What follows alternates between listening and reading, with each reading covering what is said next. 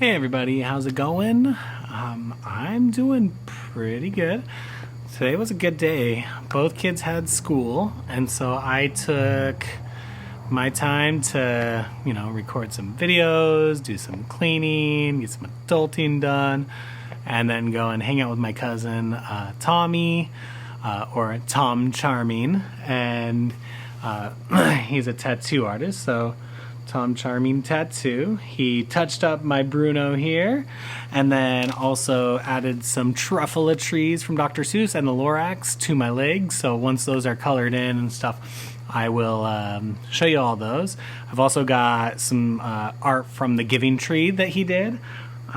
So once I've got some of those trees finished up, we'll show those to everybody. But I'm gonna put his Instagram in the description, that way you guys can check out some of the other work that he's done. It's pretty great. All right, and if you're local in the area or nearby and you want to get a tattoo, you can get his information from his Instagram, so it's pretty cool. Anyways, sorry, thought I heard somebody at the door, but nobody there. All right, so a couple people have asked about weight loss, weight gain, and grief, and all of that stuff, which is a tricky topic. I think it's a tricky topic like any medical condition, because what I've learned with medicine and physical health is you can either have this or that. In other words, you can have this side effect or the complete opposite side effect. And grief is one of those things, one of those mental health conditions, we'll just call it that, that can go in either direction for people, and both.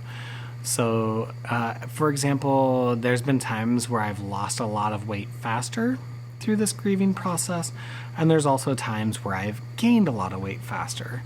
And neither is healthy, obviously, and one doesn't balance the other.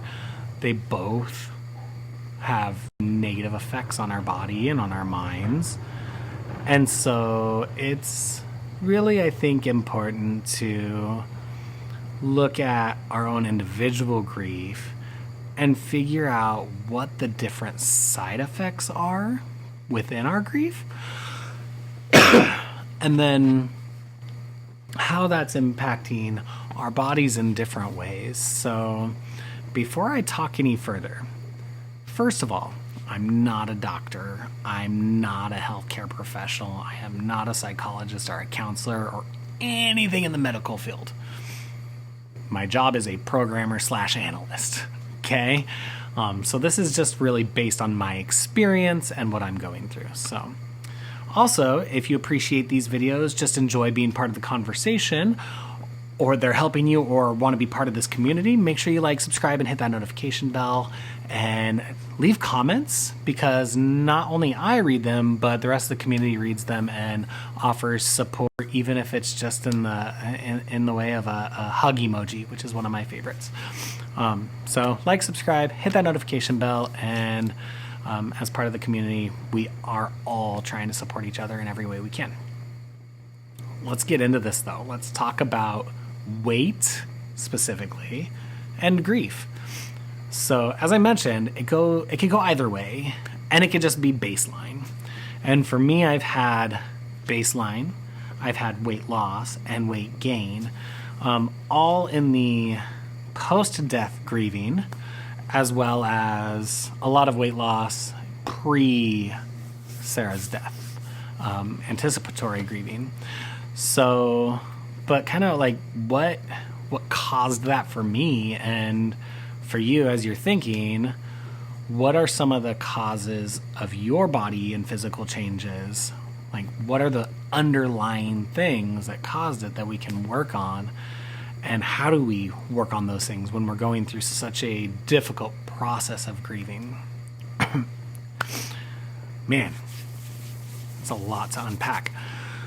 So I initially lost a lot of weight, and it was healthy. I'm a bariatric patient as well, so keep in mind, you guys, that my body is now literally physically different than average person, because a majority of my stomach was separated from my tiny tummy now, and some of my intestines, a gastric bypass. So that means the way that food processes through my body is significantly different, and in some ways I lose weight faster.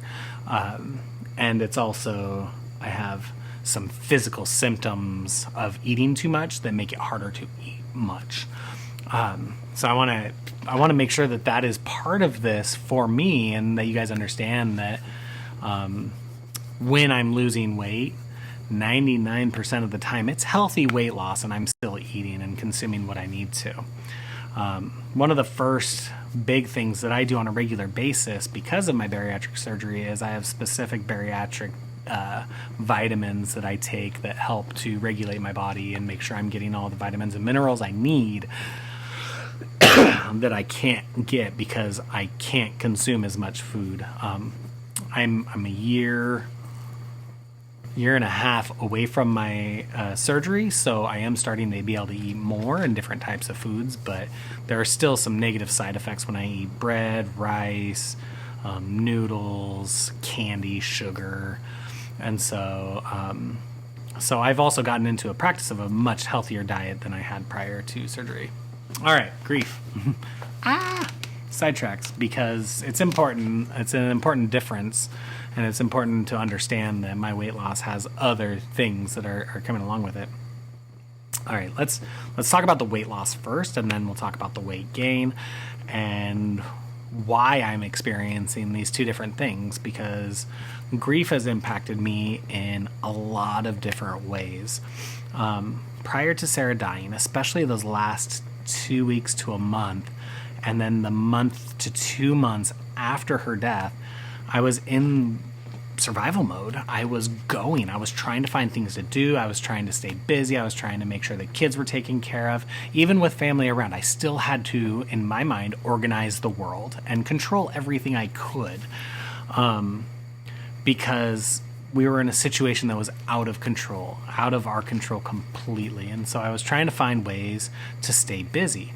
And while I was still consuming the amount of food that my body needed, I was a lot more active than normal, and I was moving around, and I was going. So me losing weight was, in this case, a little bit less about the diet and less about specifically less impacted by the stress that I was going through, and more impacted by the movement and, your heart rate and just how your body is reacting physically changes how your body utilizes the food that it's getting. And in that survival mode, it wasn't a starvation mode. It wasn't trying to store food to survive. It was my mind, my heart, that kind of survival, and the amount of going I was doing, the amount of activity I actually had, and taking care of the kids more. And Braden had baseball, and so there was a lot going on that kept me physically more active than normal. I also wasn't at work physically where I sit for 10 hours a day on a computer. More active, more weight loss. Now, that is not to say that you can't lose weight and be inactive, because you can. We can control our diet to lose weight even when we're not active. You get healthier weight loss, more muscle gain if you are active, and faster weight loss if you are active in the appropriate ways. So no shaming to anybody that hates exercise. I hate exercise. But the natural exercise I got from being more active impacted my weight loss. And also, I was eating my regular amounts, but I wasn't ever bored. And I was still closer to my surgery. I know it doesn't seem that far away, but I was closer to my surgery. And so I still had significantly more negative effects to eating more eating sugary, drinking alcohol, that kind of stuff. And so I was restricted in that way as well. So while all this stuff was going on, I was also restricted physically from doing things that would help me gain weight. And it being so active in everything made me not want to eat. Like when I was bored, I didn't have any like real downtime to feel like, oh, I need to fill this with food. That was one of my normal things prior to my surgery. It was like, I'm bored. What can I do? Oh, snack. So behaviors. And I think with grief, our stressors from grief and our stressors leading up to grief, those are the underlying thing that is going to either cause weight loss or weight gain. I had a lot of people that were concerned because I lost a lot of weight, and but it wasn't abnormal for my situation. So what is abnormal is my weight gain. And it's actually, it's not completely abnormal. People that get bariatric surgery, some of them get back to their original pre-surgery weight and double it. And that is not my goal. My goal is to get to a comfortable weight, the weight that I was in high school, and I'm close, so close. But I am able to eat more. I am able to eat sweets and calories that are wasteful. And when you have bariatric surgery, they're more wasteful because you can't fit in even some of those healthier things to kind of try and balance, which you really can't balance once you start eating a ice cream covered in chocolate. You can't balance the calories by eating a salad. You're just adding more calories. But I have a harder time because of my surgery getting the vitamins and nutrients I need if I eat a bunch of candy, because I can't eat some of the foods that I need to eat to get those vitamins. So then I can end up having a deficiency and having issues from that. So that's kind of where that is. But with the holidays, with Sarah's death, with my survival mode disappearing. I'm in a different kind of survival mode in taking care of the kids and learning how to do this solo, but it's not survival mode. Survival mode is trying to ensure my family lives, and it was literally life or death with Sarah's cancer. So much, much different. So I wasn't in that kind of survival mode. I was able to let off the gas. And what happened was I let off the gas, and I did have some board time, after the kids are in bed, after I do all my YouTube stuff, and I'm sitting and I'm like, holy crap, I haven't had this in a while. But then I'm like, what do I do? And I have 30,000 pounds of chocolate, good chocolate too, like Lindt chocolate, like good chocolate, from Christmas stockings. And so I would snack on that, and all the baking that I've been doing with Rayla, I would snack on that. We're giving most of it away, but I've also eaten too much of it. That's changed as I've made these realizations, but then it's why are you eating, Josh? And grief has a big impact because there's a lot of things that it does to our brain. That widow's fog, the not knowing what to do, not knowing how to cope, not knowing what this feeling is in this moment. And sugar makes the brain feel really damn good. That sweetness, the feel in the mouth, chocolate melting. Sorry to those of you that now need to go eat some chocolate, but there's a lot of things, not just the sweetness, but it does to your brain, it does to the mouth feel. There's so much that sugar can do. And then chocolate, that melty, and then regular food on top of it. I don't really eat bread, but I've been eating crackers recently, which hurt actually physically. It has a physical pain to it, because I don't get filled up in the right way, and then I end up eating too much of it because it's not filling in the same way that like protein is for me. So then I'd go through a miserable phase, and I'd feel tired and like bleh, like zombie-ish. And then I'd come out of that, and then forget about it the next day, and I would do it again the next day.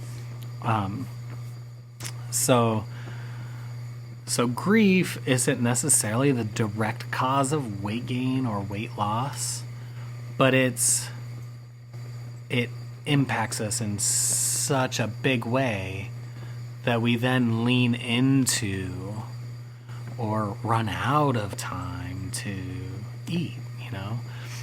If we were already stress eaters, there's a good chance that we're going to stress eat more, especially when we're feeling all of these emotions at the same time, because we're going to go back to the comforts, the most primitive comforts that we had prior to the death we had. We're going to go back to those. No matter what kind of habits we've created, it's really hard to avoid the most simple of comforts that we had as a kid, as a preteen, as a teen, as a young adult, as an adult. All of those things are going to be some of the most comforting. And for a lot of us,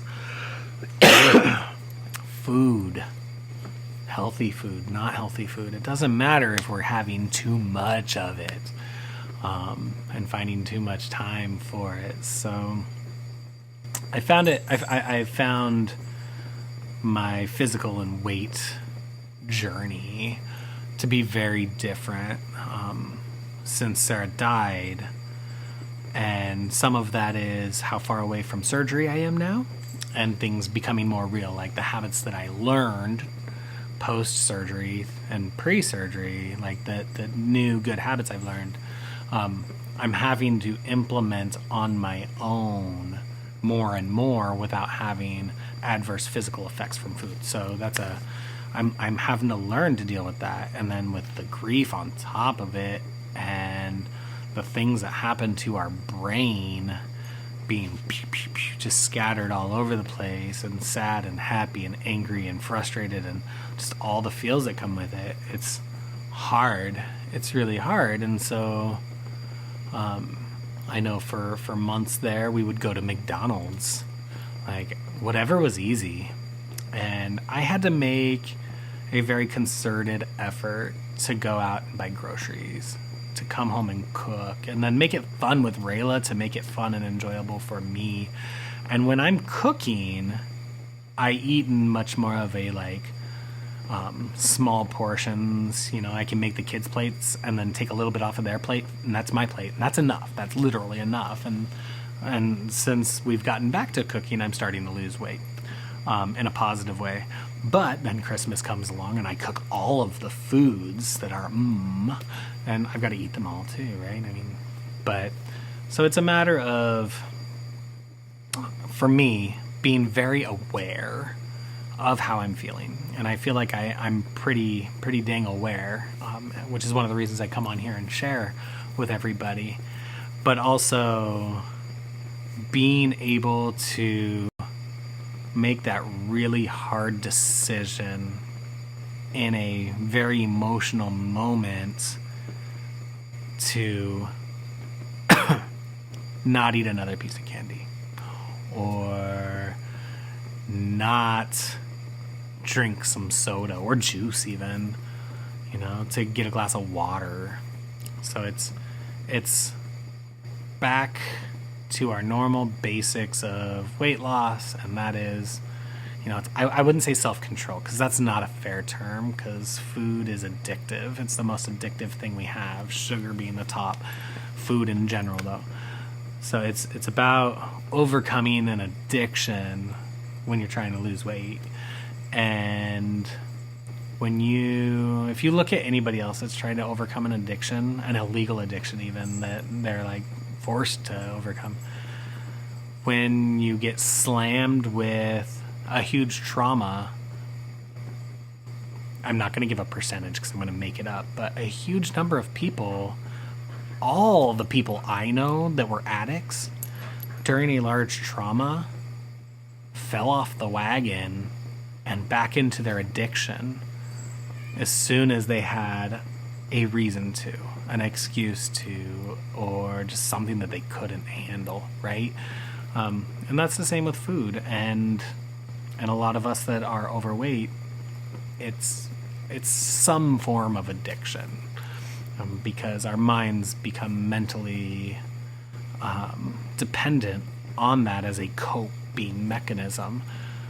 And I keep saying it as like everybody, but you know, this is my experience and what I've seen from people, and what I've learned from people in talking with other people that have gone through this surgery, other people that are grieving.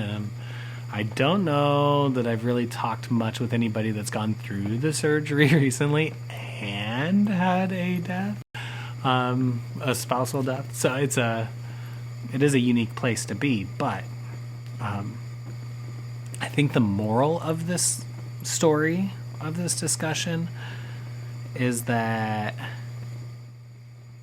it's hard. It's already hard enough to grieve the loss of a significant person in our lives, and then oftentimes we let our own health go, whether it be sleep, food, water, physical health, like some kind of working out, physical activity. We let those things go, some people more than others. And for me, it was about having the mental fortitude to accept what had happened and accept what I need to do to survive, what I need to do to take care of my kids. And, you know, for me, the whole reason I got the surgery was because we were pretty confident that at some point we would be in this scenario where Sarah would die. And if I stayed overweight and had an unhealthy heart, I wouldn't be far behind her. And so I have this other side of this that is motivating me to take extremely seriously my surgery and my health and my weight.